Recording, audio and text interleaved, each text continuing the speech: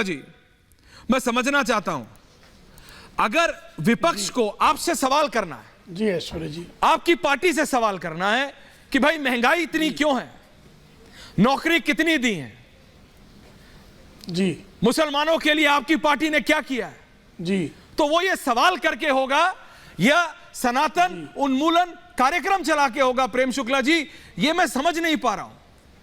वो इल्जाम लगाते हैं कि आप नौकरी नहीं दे रहे, वो इल्जाम लगाते हैं कि आपने महंगाई बढ़ा दी, वो इल्जाम लगाते हैं कि आपने अकलियत के लिए, खासकर मुसलमानों के लिए आपने कुछ नहीं किया, लेकिन कार्यक्रम करते हैं सनातन उन्मूलन का। ये कैसी राजनीति है और इससे किसका कौन सा निशाना सदरा है? देखिए हमने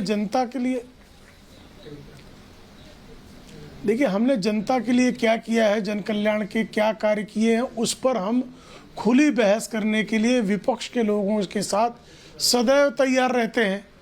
भारतीय जनता पार्टी का सामान्य कार्यकर्ता से लेकर सर्वोच्च नेता तक हर कोई किस तरह से इस देश के अंतिम पायदान में खड़े व्यक्ति का कल्याण करना सरकार ने सुनिश्चित किया, इस पर बहस कर सकता है।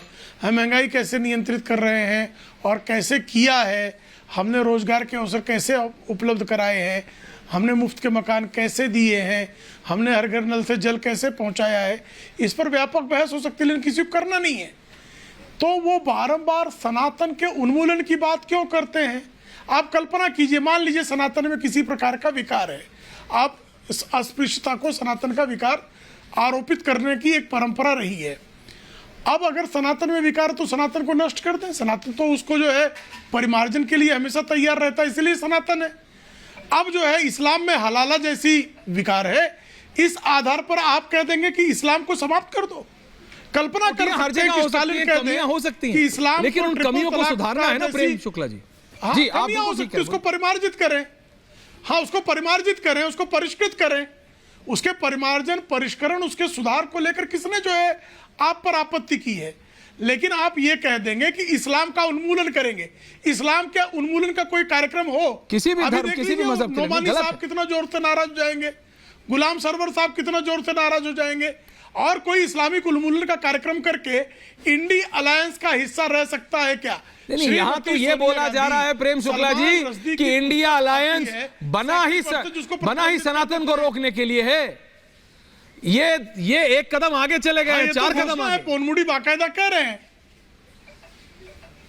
नहीं सनातन के उन्मूलन के लिए बना है, सनातन को रोकने के लिए बना। और कोई अकेला डीएमके नहीं कह रहा है, स्वयं कांग्रेस के अध्यक्ष मल्लिकार्जुन खड़गे का महीनों पहले यह बयान है कि अगर नरेंद्र मोदी जी को 2024 में नहीं रोका गया तो सनातन के संस्थापना पूरे देश में हो जाएगी।